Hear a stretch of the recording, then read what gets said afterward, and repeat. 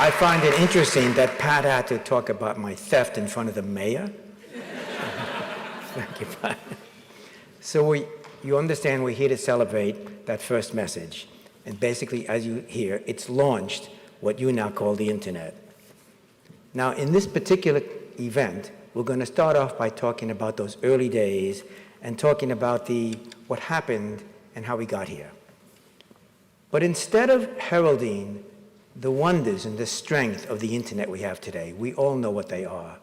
I want to talk more about the problematic issues, the things with which we're confronted, the dark side of the network, the issues, the things we have yet to deal with. In fact, I have to wonder, what happened to the Internet I knew? Those early days when I had a very different culture. Working as a young scientist here, we had an ethos that was basically creating the culture, a culture articulated by words like ethics, free, open, shared, trusted, words you seldom hear when we talk about the Internet that we have today. And basically, I'm concerned that the dark side emerged with enormous ferocity. Suddenly it came out. We've lost our way. We have to find some way to fix it collectively. This is not a one profession task. So how do we get from there to here? Well, as an MIT student, I created a mathematical theory of networking, which would allow different kinds of computers to communicate with each other. Published the idea. By the way, if you want to look at the mathematics and the inside front cover of your program, you can enjoy it, if you like. But having done that, 1962, nobody cared. AT&T said it wouldn't work, and even if it did, they wanted nothing to do with it. They were not interested in building a network which would allow computers to talk to each other. They had a voice network. Fortunately, a few years before that, Sputnik went up. The United States was caught in a bad position, number 2 in the world in science and technology. So President Eisenhower created the Advanced Research Projects Agency, ARPA, which began to fund research across the country. And by mid-60s, they had basically created some wonderful capability at specific sites around the country. And they decided they want to connect those computers together so they could share the resources they each had. Well, what perfect setup. Now we're going to be able to implement this network. So indeed, they got together, they formed a group, and decided to make this happen. Well, as a result, UCLA became the first node of that network. And the very first piece of equipment ever on the Internet is right over here.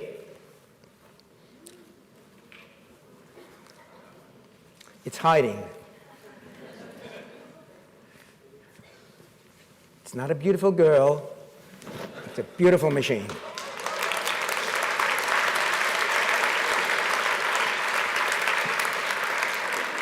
That was the first router.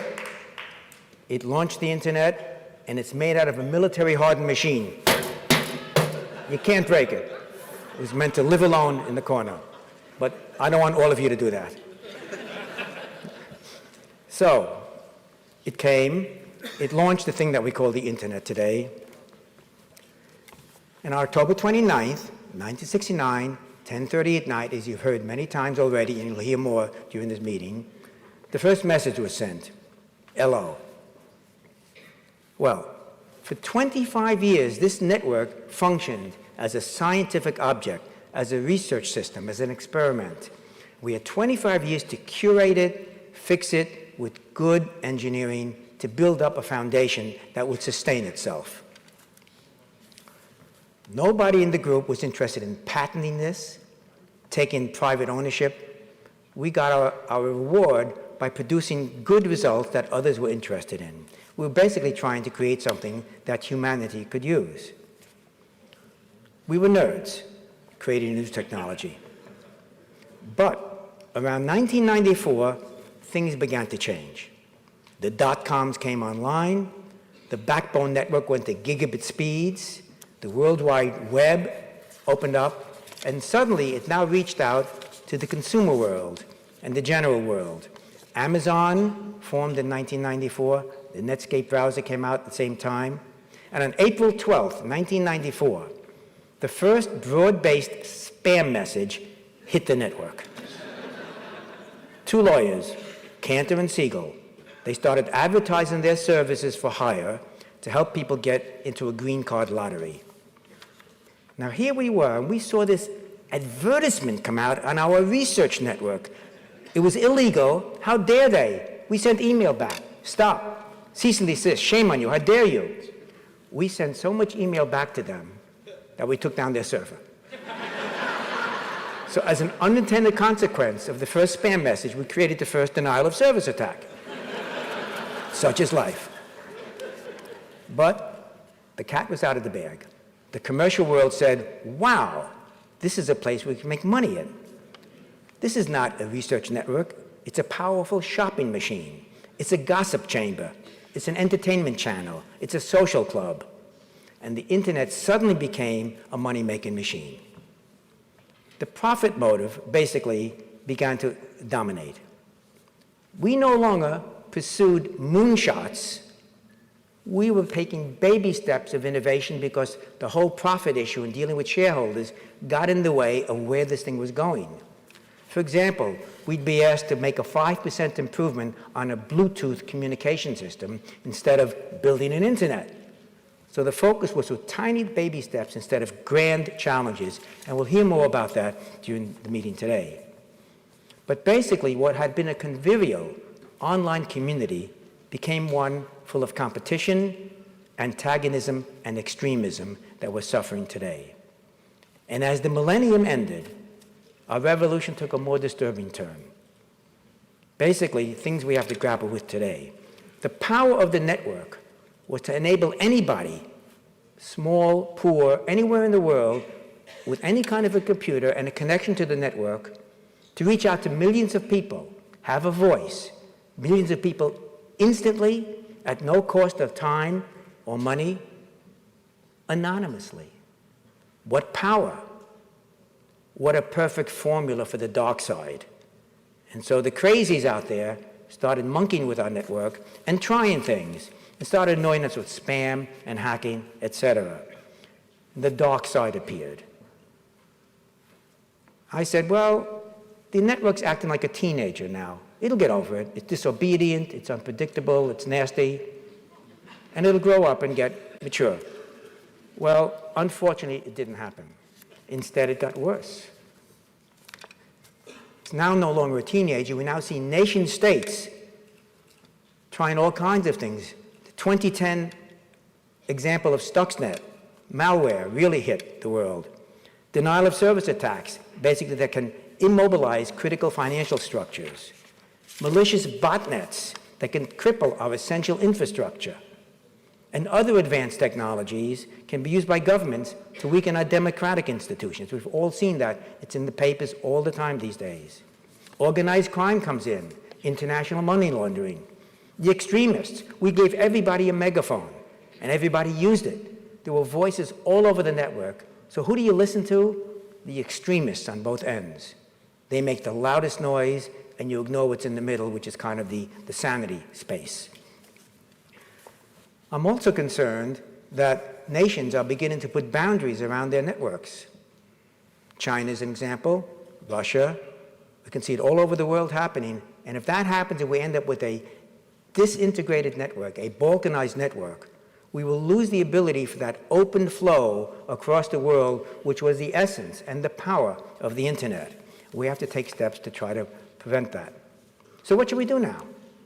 You know, returning to where we were is a really complex challenge, and it's one that no one group can do by themselves. It's going to basically take a collection, a joint effort by all the interested parties, and that includes you and everyone else.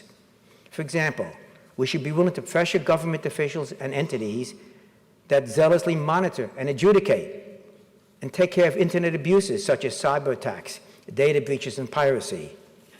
Governments should also have the function of providing a forum whereby the stakeholders can get together and try to sort things out instead of individually trying to pursue their own interests. Citizen users, you need to hold websites responsible for what they're doing to you. When is the last time Facebook asked you what privacy policy you want applied to you? Probably never. Well, you should be able to articulate your privacy policy in a very simple fashion, maybe with a diagram that says, I'll take this, I don't want that, give me this, etc.